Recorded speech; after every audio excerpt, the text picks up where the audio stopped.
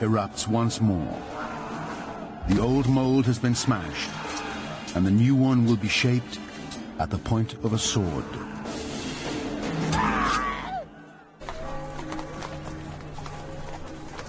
The Black Death is a human catastrophe without comparison. Centuries of population growth in Europe are halted and abruptly thrown into reverse. The death toll is in the millions.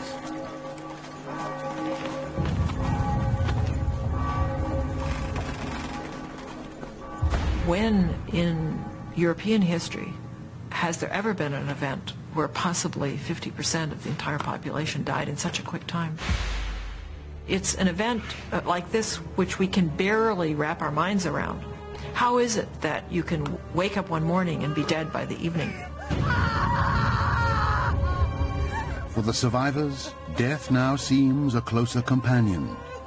The plague brings everyone face to face with their own mortality.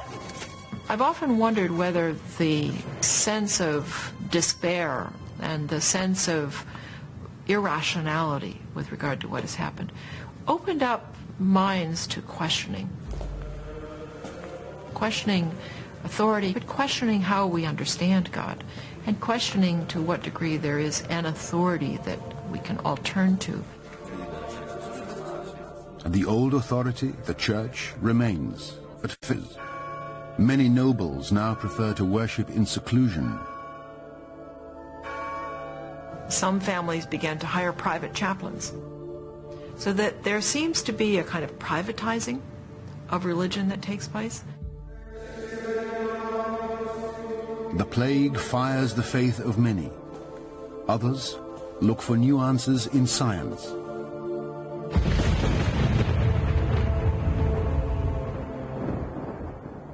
In Avignon, plague survivor Guy de Chauliac is driven to write his masterpiece, De Chirurgia Magna, or Great Surgery. He bases it not on ancient philosophy and astrology, but upon his own observations of disease. It becomes a standard reference work for the next 300 years.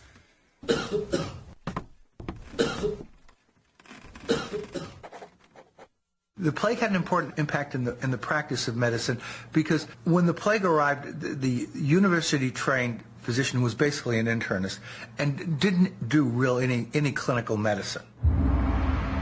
His knowledge of medicine was all theoretical.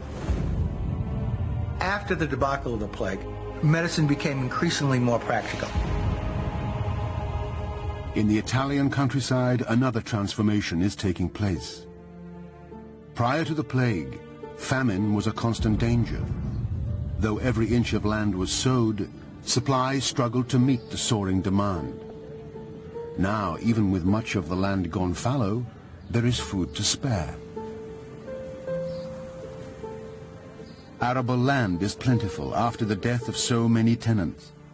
Farmers are able to increase their holdings and diversify their crops. Francesco, vieni giù ad aiutare! Non posso fare tutto da solo. Sì, papà. Italy's orchards point to a grisly fact. Sudden depopulation can benefit the survivors. As people died, wages rose. And as people died and lands were vacated, people who in the past were relatively poor could afford to begin to invest in land. And what that meant was that all of a sudden people who had been peasants were now what we might call kulak class. They were now landowners. They had decent-sized farms, and they could actually live independent lives rather than working in the fields of others. One of the interesting things is to look at the diet. Their diet, which is almost strictly grain-fed diet, ale, bread pudding, bread, now has quite a bit of meat in it, has some vegetables in it. La cena è pronta! Andiamo, figli.